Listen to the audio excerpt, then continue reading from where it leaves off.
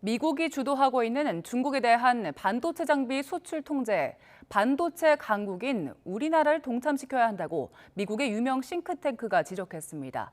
바이든 행정부가 반도체 산업에서 중국과의 디커플링, 즉 분리를 전방위적으로 압박하는 가운데 제기된 거여서 더 주목받고 있습니다. 취재 기자 연결합니다. 이종수 기자.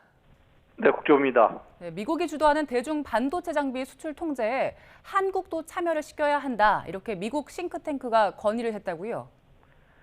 그렇습니다. 미국의 싱크탱크 전략국제문제연구소 CSIS는 최근 보고서에서 미국 주도 반도체 글로벌 가치 사슬이 깨지는 것을 막으려면 한국과 독일이 수출 통제에 합류할 필요가 있다고 지적을 했습니다. 대중 반도체 수출 통제 효과를 극대화하기 위해서 외연 확장이 중요하다면서 그 핵심 대상으로 한국과 독일을 콕 집은 겁니다. 한국은 칩 제조에 있어서 선두주자로 규모는 작지만 정교한 제조 장비 생산국이라고 평가를 했습니다.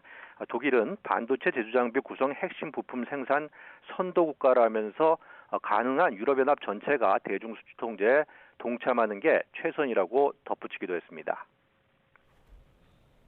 네, 우리나라와 또 독일을 포함한 유럽연합까지 함께해야 제대로 효과가 있다는 건데 이렇게 대중 반도체 수출을 통제하는 게 결국 중국을 고립시키기 위한 전략이겠죠?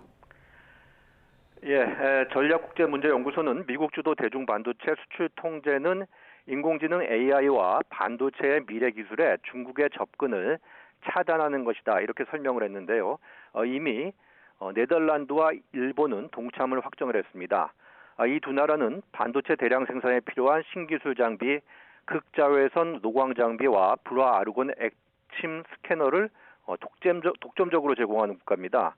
여기에다 한국, 유럽연합까지 가세라면 중국의 신기술 신장비 접근이 봉쇄가 돼서 현재 노후화된 설비로 생산할 수밖에 없게 되는 겁니다. 미국, 일본, 유럽, 한국, 타이완 정부가 반도체 생산 부분 투자에 대한 지원을 대폭 늘리겠다는 의사를 내비쳤기 때문에 정책과 외교적 요인들이 맞아떨어진다면 미국과 동맹국 반도체 장비 생산 업체들이 지난해 10월 발표된 대중 수출 규제에 따른 매출 감소를 겪지 않아도 될 것으로 전략국제문제연구소는 봤습니다. 이 전략국제문제연구소는요, 워싱턴 DC에 본부를 두고 있고 국제안보, 정치, 경제에 관한 정책을 초당적인 입장에서 건의하는 영향력이 큰 싱크탱크로 이름이 높습니다. 지금까지 국제부에서 전해드렸습니다.